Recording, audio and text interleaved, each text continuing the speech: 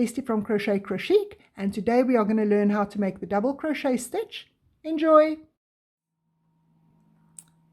This is the universally accepted symbol for what's known in the US terms as a double crochet and in UK terms as a treble crochet. Have a look in my description box below. I have a link there to a video where I describe why it is important to understand these different crochet symbols and also how to read different crochet patterns that's written in a chart form. It crosses language barriers and it makes so many more patterns available to your use if you're not limited to just written or YouTube patterns.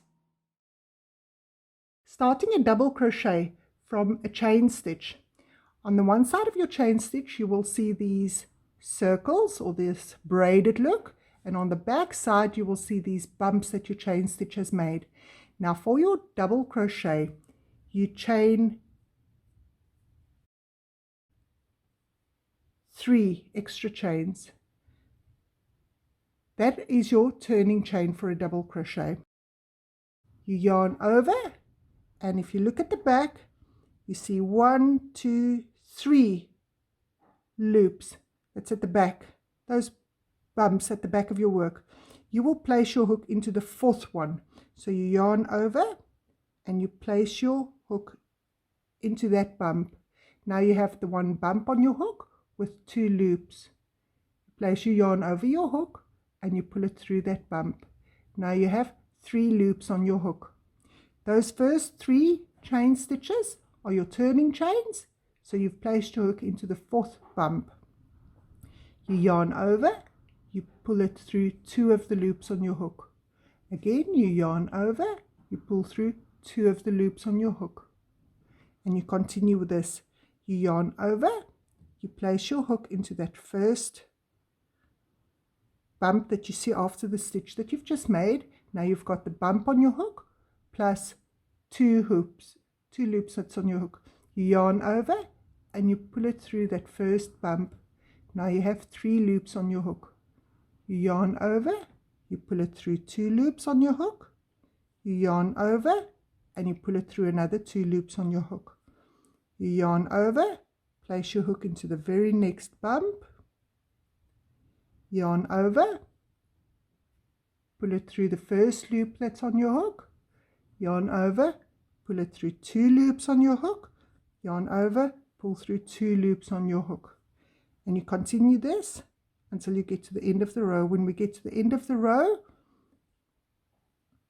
I will tell you how to turn around. So yarn over, place your hook into that loop, yarn over, pull up a loop, yarn over, pull through 2 loops, yarn over, pull through 2 loops. Now when you get to the end of your work, you just repeat with that same yarn over, place your hook into that loop, yarn over, pull through, yarn over, pull through both loops on your hook, yarn over, pull through both loops. Make sure that you count your stitches at the end of each row. Different patterns are different. Some patterns say you need to count these turning chains as a stitch. In that case, you will count 1, 2, 3, 4, 5, 6, 7, 8, 9, 10, 11, 12, 13, 14, 15, 16, 17. But other patterns say you do not count these turning chains as a stitch. And that means you will start with the next post. This piece of your stitch is called the post stitch. You count the post stitches. So then instead of 17 there would be 16 stitches in this case, because then I won't count my turning chains. If your pattern says you count the turning chains as a stitch, you will start your row with 3 turning chains. 3 turning chains. Then you will turn your work around, and if that is your first stitch, you will see that that post or that 3 turning chains are coming out of that first stitch. So if the pattern says you count that stitch, it means you will yarn over and you place your hook into the very next stitch that you see under both those loops that you see at the top. you yarn over, you pull through your yarn.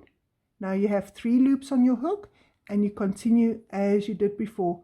Yarn through, pull 2 loops, yarn through, pull through 2 loops, and you continue with your row like that. When you get to the end of the row, you place your hook into the last stitch that you see, yarn over, pull up 2 loops, through 2 loops, yarn over, pull through 2. Now remember to place your hook into that last chain space that you see, into that chain stitch, because we are counting those chain stitches as a stitch.